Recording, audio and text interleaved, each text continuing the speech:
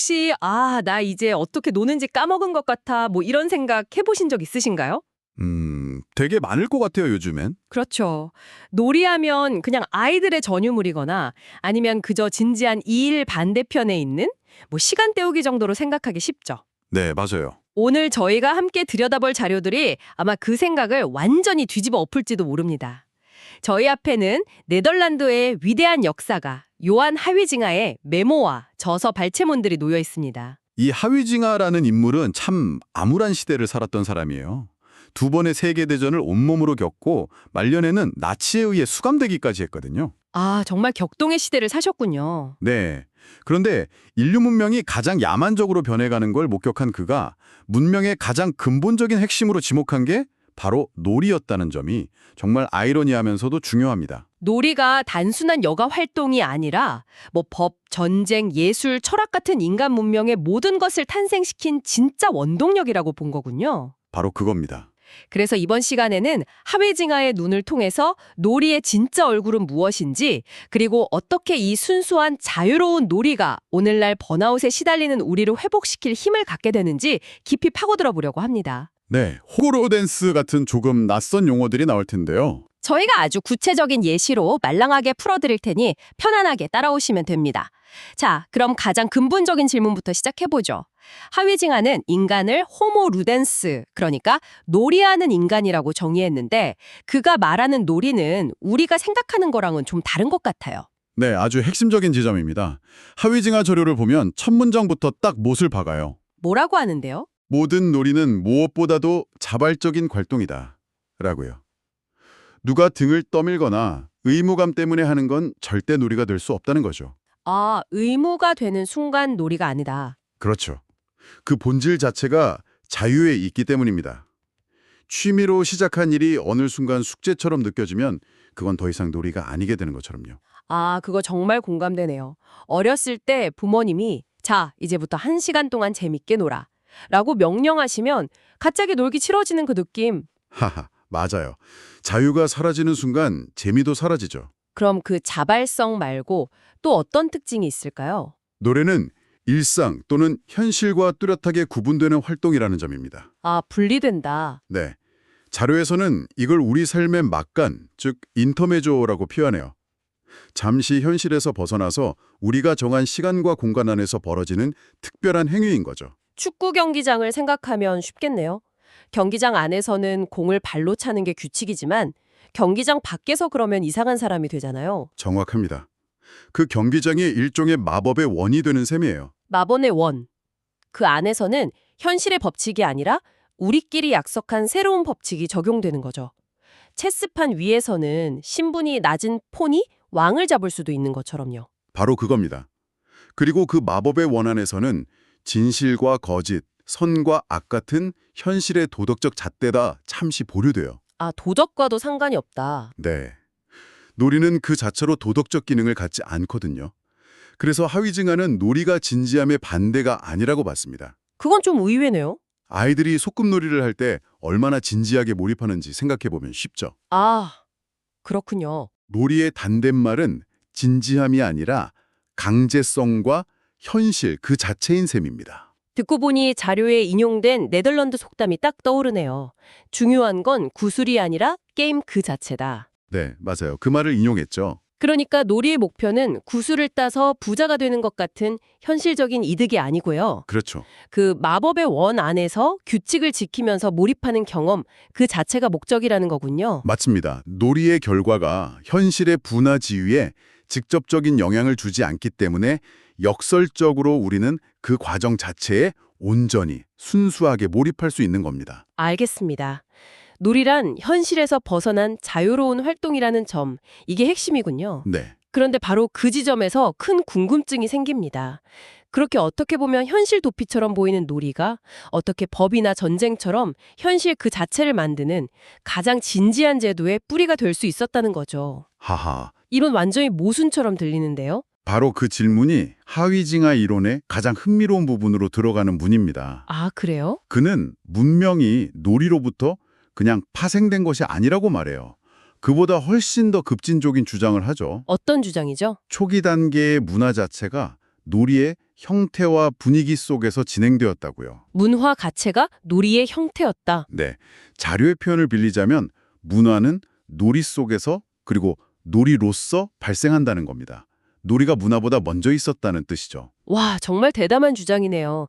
문화가 놀이 안에서 시작됐다니 사실 자료에 나온 사례 중 하나를 보고 머리를 한 대 맞은 것 같았어요. 어떤 사례 말씀이시죠? 우리가 생각하는 법정, 재판 같은 아주 엄숙하고 진지한 제도가 사실은 부족민들의 노래자랑 같은 시합에서 시작됐다고요? 아, 네. 바로 그린랜드 에스키모 부족의 북치기 시합 이야기입니다. 네네. 이건 재판이라는 제도가 아직 놀이의 영역에서 완전히 분리되지 않은 원시적인 형태를 아주 생생하게 보여주죠. 구체적으로 어떤 방식이었나요? 정말 궁금합니다. 그러니까 한 부족민이 다른 사람에게 뭐 빚을 못 받거나 해서 불만이 생기면요. 네? 고소장을 내는 대신에 북치기 시합을 신청합니다. 그러면 온 부족이 축제처럼 모여요. 아, 분위기가 막 엄숙한 게 아니고요. 전혀요. 모두가 즐기는 파티 같은 분위기인 거죠. 그 자리에서 두 당사자는 북을 치면서 노래로 서로를 공격합니다. 노래로 공격한다고요? 네. 혹시 요즘 랩 배틀처럼요? 하하, 아주 비슷한 비유입니다. 그야말로 모든 게 허용돼요. 자료에 따르면 근거 있는 비난부터 그냥 우스갯소리, 심지어는 순수한 비방까지 다 가능해요. 정말요? 네, 한 가수가 상대방의 아내와 장모가 옛날 기근 때 사람을 잡아먹었다는 노래를 불러서 청중을 울게 만들었다는 기록도 있을 정도니까요. 와, 굉장히 극적이네요. 그럼 판결은 누가 내리나요? 전문적인 판사가 있는 건 아닐 테고요. 판결은 관중이 내립니다. 관중이요? 네, 더 재치 있고 설득력 있는 노래를 부르는 사람 쪽을 응원하고 후렴구를 따라 부르는 식으로 분위기를 몰아가죠. 아, 그렇게 해서 한쪽이 기가 죽거나 할 말이 없어지면 시합이 끝나는 겁니다. 그렇군요. 그리고 가장 중요한 건 시합이 끝나면 대부분의 경우 두 사람의 우정이 회복된다는 점이에요. 그러니까 판결의 근거가 법리가 아니라 관중의 호응이었던 셈이네요. 맞습니다. 이거는 요즘 오디션 프로그램에서 심사위원 점수보다 시청자 투표가 더 중요해지는 것과도 비슷하게 들립니다. 결국 공동체의 인정을 받는 것이 법의 본질이었다 이렇게 볼 수도 있겠군요. 정확한 비유입니다. 법적 분쟁 해결이 딱딱한 절차가 아니라 모두가 참여하는 즐거운 축제이자 놀이였던 거죠. 와, 전쟁도 마찬가지였다고요? 네. 잠시만요. 법까지는 어떻게 이해하겠는데 전쟁은 사람이 죽고 사는 문제잖아요. 아무리 고대 사회라고 해도 그걸 정말 놀이라고 할 수 있을까요? 아주 중요한 질문입니다. 하위징하도 전쟁의 끔찍함을 몰랐던 게 아니에요. 그가 주목한 것은 전쟁의 형식입니다. 형식이요? 네, 고대 사회에서 전쟁은 규칙에 얽매인 하나의 시합, 즉 경쟁적 놀이로 여겨졌다는 거죠. 서로를 동등한 자격의 상대로 인정하고 명예를 걸고 싸우는 문화적 기능으로서의 전쟁이었어요. 아, 상대를 완전히 없애버리는 게 목적인 현대의 총력전과는 성격이 달랐다는 말씀이시군요. 그렇습니다. 선전포고를 하고 특정 무기만 사용하고 특정 장소에서만 싸우는 식의 규칙이 있었죠. 정해진 규칙 안에서 승부를 겨루는 비극적이지만 일종의 신성한 놀이의 성격이 강했다는 거네요. 네, 맞습니다. 이처럼 시, 음악, 철학, 법, 전쟁같이 문화의 거의 모든 요소가 처음에는 이런 신성한 놀이의 마법의 원 안에서 태어나고 자라났다는 것. 이게 바로 하위징하의 위대한 통찰입니다. 그렇다면 고대 문화가 일종의 건강하고 신성한 놀이였다면 하위징하는 자신이 살던 20세기 초중반의 현대 문명은 뭔가 병들었다고 본 것 같네요. 맞습니다. 그는 현대 사회가 마치 어린애 몸을 한 아이처럼 행동한다고 봤습니다. 어른의 몸을 한 아이요. 네, 진지해야 할 정치를 어린애처럼 이기기만 하면 되는 게임으로 만들고 즐거워야 할 게임에는 죽기 살기로 덤비는 거죠. 그는 이런 미성숙한 현상을 푸에릴리즘이라고 불렀습니다. 푸에릴리즘? 라틴어로 소년을 뜻하는 푸에어에서 온 말이죠. 유치함, 미성숙함 정도로 이해하시면 됩니다. 그건 놀이와 진지함의 경계? 아까 말씀하신 마법의 원이 무너졌을 때 나타나는 현상이군요. 네, 하위징하는 이걸 오염 상태라고 표현했습니다. 놀이와 현실이 서로를 오염시키는 거죠. 오염이요? 네, 한쪽은 심각한 일을 게임처럼 가볍게 다루는 겁니다. 예를 들어서 정치나 군사적 경쟁을 그저 이겨야 하는 게임으로만 취급하면서 그 결정이 사람들의 삶에 미칠 심각한 결과는 외면하는 태도죠. 아, 뉴스에서 선거를 경마 중계하듯이 다루는 게 대표적인 예겠네요. 바로 그거죠. 그리고 다른 한쪽은 반대로 게임을 지나치게 심각하게 받아들이는 거고요. 프로스포츠가 딱 그 애가 될 것 같아요. 맞습니다. 본질은 놀인데 거기에 엄청난 상업주의와 국가주의가 개입되면서 선수들은 돈과 승리라는 압박에 시달리고 팬들은 응원하는 팀이 졌다고 폭동을 일으키기도 하잖아요. 그렇죠.